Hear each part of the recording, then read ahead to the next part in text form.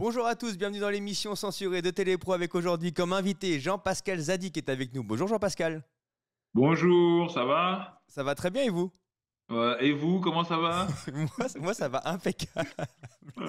Cool. Faut quand même J'aime. dire aux gens qu'on a décidé de se vous voyer, qu'on Ouais. trouve ça plus classe et tout. Oui, parce que voilà, on essaye durant l'interview de faire vous, hein, de se Oui, vous oui, voyer oui. en permanence. On va éviter le tutoiement. Voilà, on essaye, on fait une Ouais. petite.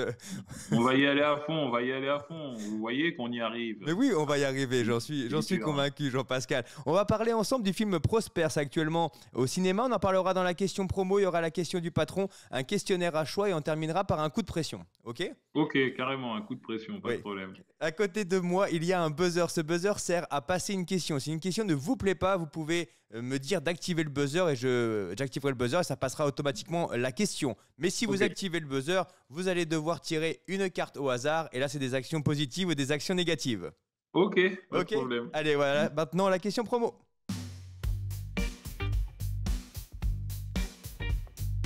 Dans le film Prosper, on suit l'aventure d'un chauffeur Uber qui va voir sa vie chamboulée du jour au lendemain. Qu'est-ce qui vous a plu dans cette histoire? Tout, en fait, tout m'a plu dans cette histoire. L'originalité du scénario, le fait que ce soit de la comédie, du thriller, du fantastique, que ce soit dans le milieu des sapeurs. En fait, je trouve qu'il y avait de quoi faire un vrai film de cinéma et quelque chose d'original. C'est vraiment ce derrière. En fait, moi, je cours derrière ça à chaque fois, l'originalité, en fait. Vous jouez deux personnages dans ce film. Comment on peut définir les personnages? Alors, il y a Prosper qui est un peu le loser, qui n'a pas confiance en lui, qui est chauffeur Uber, tout ça, et qui est un peu une victime de la vie, qui subit sa vie. Et il y a de l'autre côté King, qui est un espèce de sapeur, qui a confiance en lui, un espèce de mal alpha, et qui lui prend vraiment sa vie en main. Donc, c'est deux personnages totalement opposés, et c'est vraiment un plaisir d'interpréter ça, parce que ça joue un peu avec les codes de Jim Carrey à l'époque, avec The Mask, Food Irene et tout. Et moi, j'adore vraiment composer ce genre de rôle-là. Parce que finalement, je pense qu'on a un peu, tout le monde a un peu les deux en lui. Tout le monde a un peu le mec qui n'a pas confiance en lui, un peu loser. Et tout le monde a aussi en lui le mal alpha toxique qui parle un peu mal. Et donc, mais par contre, on l'utilise pas souvent, ce personnage-là, dans la vie de tous les jours, même jamais, je crois. Et donc, c'était cool parce que pour Prosper, bon, c'était assez facile parce que c'est un monde un peu que je connais, le monde, le monde de loser, un peu, qui n'a pas confiance en lui et tout. Je me sens un peu comme ça dans la vie de tous les jours. Mais en même temps, voilà, interpréter King, qui a hyper confiance en lui, qui se croit hyper beau gosse et tout, je sais que j'ai ça aussi en moi. Et c'était cool d'aller chercher ces deux trucs-là, quoi. Ça veut dire que dans la vie, vous êtes plus proche de Prosper que de King. Ouais, quand même, en Ah vrai, ouais? de vrai. Et ouais, faudrait pas le dire, mais en vrai, Eh, quand même. Bah vrai. oui, moi, je doute beaucoup. Ouais, oui, oui, ça a l'air de te surprendre. Bah, bah oui. Non, ouais, moi, je doute pas mal. Après, non, je suis pas quand même un loser si un peu même, quand même.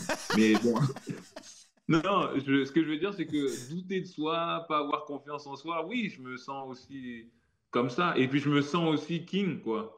Je me sens Ouais. les deux. Mais Ok. c'est vrai que Prosper, c'est plus facile à jouer, quoi, quand même.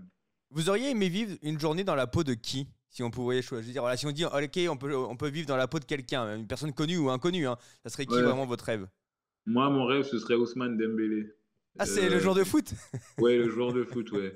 Ah Parce oui. que j'aurais toujours rêvé de tirer pied droit, pied gauche. Et lui, le fait qu'il puisse tirer pied droit, tirer pied gauche, et là, en ce moment, il est dans une confiance incroyable, il enchaîne les buts et tout. Moi, juste une journée dans la peau de Ousmane Dembélé, franchement, j'aurais été vraiment content. Le joueur du Paris Saint-Germain et de l'équipe de Ouais, France.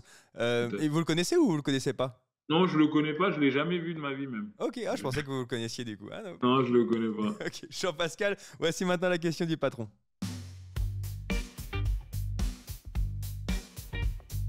Le patron de Télépro a une question pour vous, la voici. Êtes-vous un grand fan de vêtements? Alors dans le film, il est question hein, de vêtements. Est-ce que vous êtes un grand fan de shopping?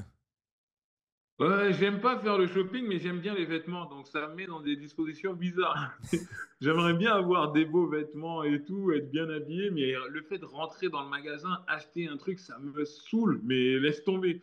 Et même, j'ai horreur, genre, de me trimballer avec des sacs, tu sais, des sacs avec des vêtements. Ça m'arrive parfois d'acheter des trucs et de me balader avec un sac, mais je déteste ce truc. J'ai l'impression de participer à la chute du monde. Tu vois, j'ai l'impression de participer au capitalisme. C'est trop bizarre en fait. C'est que j'adore être bien habillé, j'adore les beaux vêtements, mais en même temps, j'ai pas envie de participer à ça, quoi. Donc du coup, je suis un peu bipolaire, schizophrène. Voilà, ça y est, je peux le dire, il y a un problème avec ça. Et Je aucun rigole avec problème. la santé mentale des gens.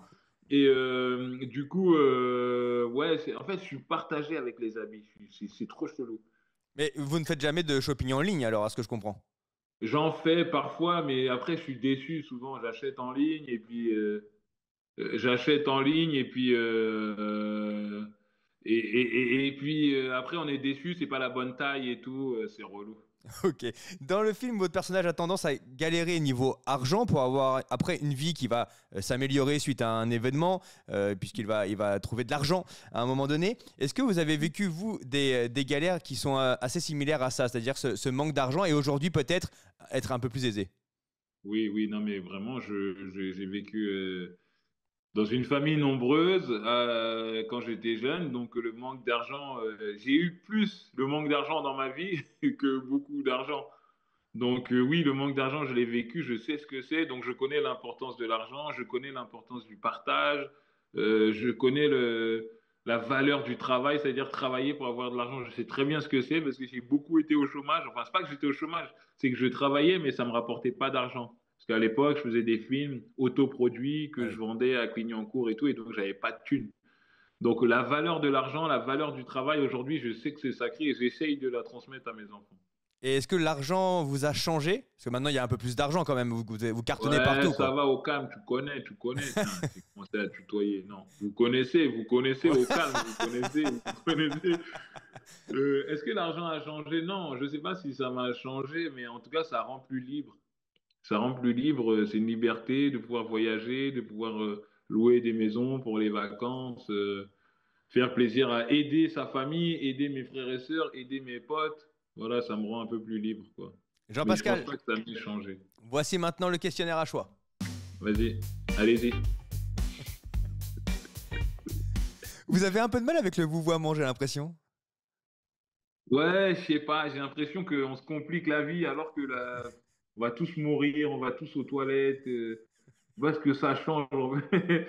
Oui, Tu mais vois, je vois pas ce que ça c'est change. votre idée, hein, je vous rappelle. Avant l'interview, vous m'avez dit, oui, allez, on va essayer, on va se vous voyer. Hein, c'est votre idée, c'est pas la mienne. Hein. Oui, oui, oui, oui, c'est non, mais allons-y au bout, Ok, on allons-y. continue dans le vous alors. Ok. Jean-Pascal, si je vous dis le football, ça vous évoque quoi?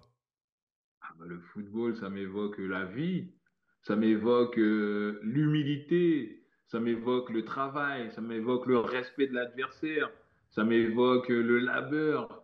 Je sais pas, pour moi, le foot, c'est la vie.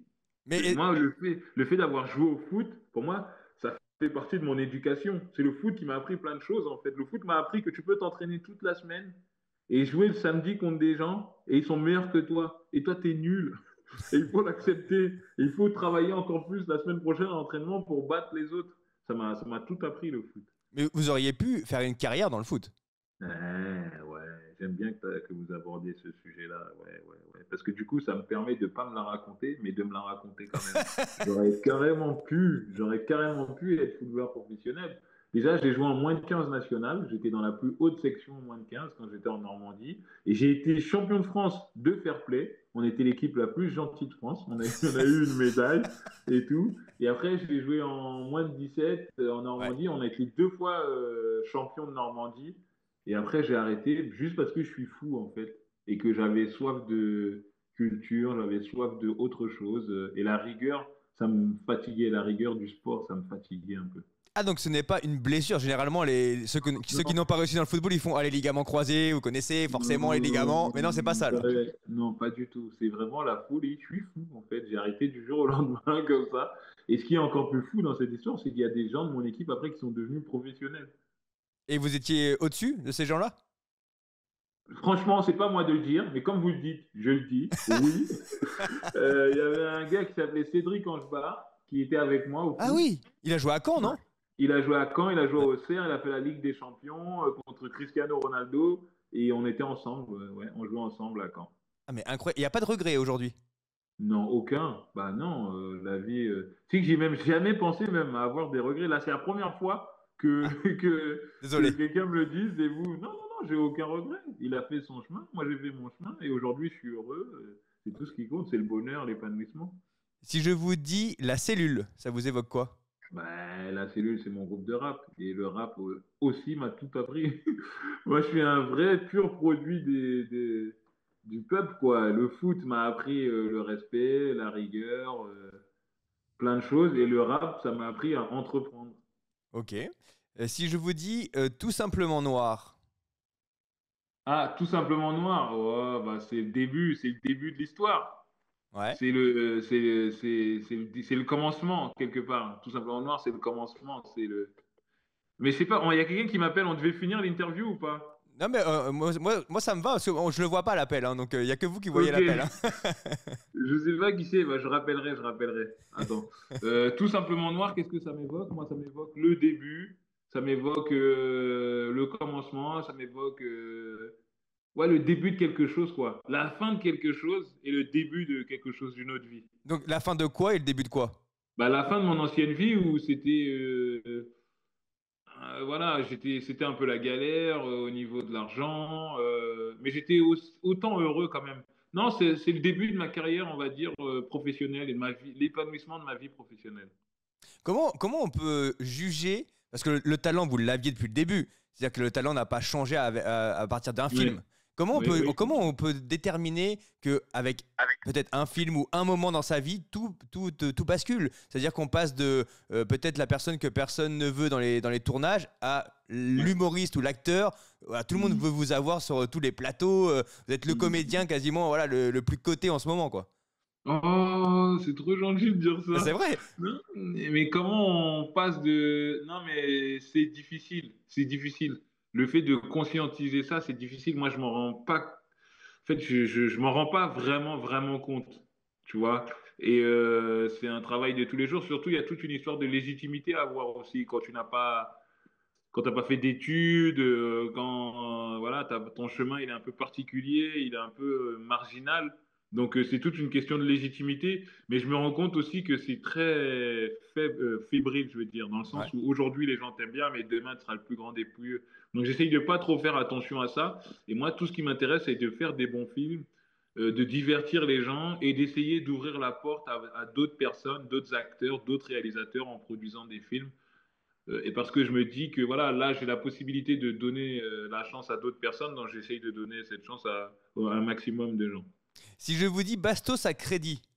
Oui, c'est mon premier roman. Oui. Oui, je vais l'écrire. Oui, c'était à l'époque, voilà, où, en fait, moi, le cinéma, ça a commencé aussi par l'écriture. En fait, tout a commencé par le rap. Ok. Donc, j'ai écrit du rap. Après le rap, j'ai écrit des films. Et pendant que j'ai écrit des films, j'ai écrit aussi un roman et même un deuxième que je suis en train de terminer. Et oui, Bastos à crédit, c'est mon amour de la littérature, mon amour des lettres. J'adore écrire. Moi, pour moi, tout a commencé par l'écriture, raconter des histoires. Et le deuxième, ça va parler de quoi? C'est la suite de Bastos à crédit et ça s'appelle Vol au-dessus d'un nid de cocu. Bon, c'est voilà, moi je suis là pour rigoler, moi je suis là pour m'éclater, hein, j'ai pas que ça à faire. Donc ouais, ça raconte la suite de Bastos à crédit. Et ça va sortir quand?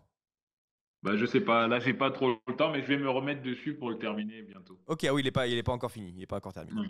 Très bien. Jean-Pascal, voici le coup de pression.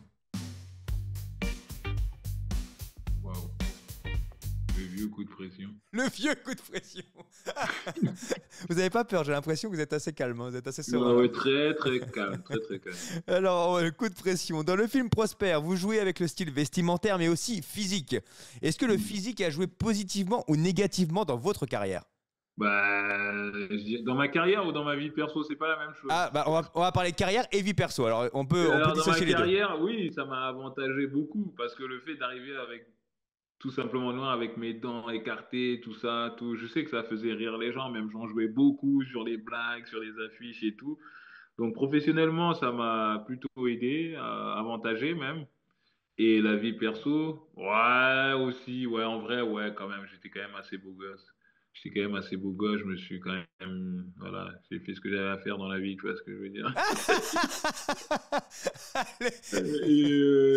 Mais je sais que voilà, je sais que le principal, c'est s'aimer et se faire confiance. Et moi, je me suis toujours aimé, avec mes dents en avant, comme avec mes dents moins en avant, je m'aime. Donc, du coup, je me suis toujours aimé. Après, j'ai décidé de mettre des gouttières parce que ça me permet de jouer plus de choses au cinéma aussi, tu vois. Quand Ah oui? j'arrivais avec ma tête de Tout simplement noir, c'est tout de suite direct que comédie. Tu vois, Prosper, si j'avais mes dents d'avant, on aurait dit, waouh, arrêtez les gars. Donc, Bah, dans le film, il y a quand même des remarques sur le physique, etc. Il y a quand même il y a- oui, donc, en même temps, on aurait pu quand même jouer également encore là-dessus, puisque ma ouais, question c'est vient du vrai. film, hein. J'ai regardé le film et je me dis, il y a encore pas des moqueries, c'est des blagues, mais des blagues sur le physique. Et je me dis, on est encore sur les blagues sur le physique quand même. Oui, parce que ça fait partie de notre culture. Enfin, moi, personnellement, ça fait partie de ma culture, la culture de quartier où on se vanne et tout. Bien sûr. Et Ouais. donc, ça fait partie de ma culture, mais j'ai même pas l'impression que ça jouait dessus, quoi. C'est juste que, pour moi, c'est naturel, en fait. Ça fait partie du. Alors, peut-être il est peut-être temps d'arrêter, mais pour moi, ça fait partie de la vie, quoi. Non, mais c'est drôle en plus, Et, il est assez et drôle en le film. plus, ouais, et en plus, en rire, ça veut dire que tu t'assumes et que tu t'acceptes tel que t'es. C'est le meilleur remède, l'humour, par rapport à tout ça. Jean-Pascal, la série en place, est-ce qu'il y aura une troisième saison? Alors, pour l'instant, c'est pas prévu parce que voilà, j'ai beaucoup de taf, mais je pense qu'un jour ou l'autre, on va s'y remettre. Ok, parce que dans une interview, vous avez dit, oui, si ça marche bien, si ça fonctionne bien, j'ai déjà Ouais, l'idée, ouais, ouais. j'ai déjà le Non, truc en ça avait tête. bien marché, ça a plutôt Ouais. bien marché, mais après, c'est juste que j'ai eu mon deuxième film qui m'a pris beaucoup de temps, mon deuxième film pour le cinéma. Ok, donc si ça va venir, c'est dans les 2 3 ans, pas tout de suite, Ouais, quoi. exactement, ouais, tout D'accord. à fait. Et dans les prochains mois, il y a quoi comme projet? Dans les prochains mois, il y a un film dans lequel je vais tourner avec Raphaël Quenard qui s'appelle Le Rêve américain. Il y a un film d'animation que j'ai initié qui s'appelle Mon été à la cité, qui raconte mes vacances dans la cité de ma cousine à Bondy quand j'avais 13 ans. Donc c'est un Ok. peu une auto-fiction. Et il y a plein de choses en écriture. Donc on bosse. Est-ce qu'on va vous voir un peu plus dans les médias? C'est-à-dire que sur les plateaux de télévision, est-ce qu'on vous a proposé, par exemple, je sais pas, d'animer des émissions, de créer un late show, un talk show? Oui, on m'a proposé, oui, de faire un late show et tout. Mais je trouve que c'est encore un autre métier. Et là, j'ai tellement envie de films, j'ai tellement envie de cinéma, de séries, que j'essaye de pas trop m'éparpiller. Et donc, j'ai accepté de le faire pour les Césars parce que ça Ouais. reste quand même dans mon domaine, le cinéma. Mais les trucs télé, tout ça, j'adore en plus, hein. Je suis vraiment un gars de la télé, un mec de TF1. Je regardais les émissions de Patrick Sébastien, là, où il se déguisait, là. Ouais, J'adorais les ouais. caméras cachées comme ça et tout. Les nuls, l'émission, j'ai vraiment kiffé. La télé des inconnus, j'aime vraiment ce délire-là. Mais juste là, en ce moment, je suis dans les films. J'ai envie de faire des films.